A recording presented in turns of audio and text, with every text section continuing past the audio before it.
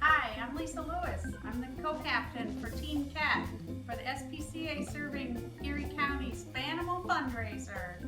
I got involved with cats right after we got married. We've had 15 fuzzy fur lines in our life since then.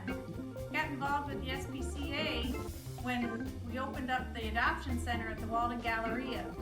Shortly after that, I got involved with the board of directors while we were fundraising to build our new facility in West Seneca. And now to tell you how we got involved with becoming team captains is my husband, Rick. Hi, I'm Rick Lewis, and I smell a lot like two. At the meeting to pick the team captains, Lisa and I went to the John at the wrong time. When we came back, we were team captains. But also we have an affinity for cats. Our boat is the Sea Cat, our RV is the Road Cat, our kayaks are the Paddle Cats, and our bikes are the Cycle Cat and the Pedal Cat. They also smell like tuna. We're looking forward to making Team Dog howl.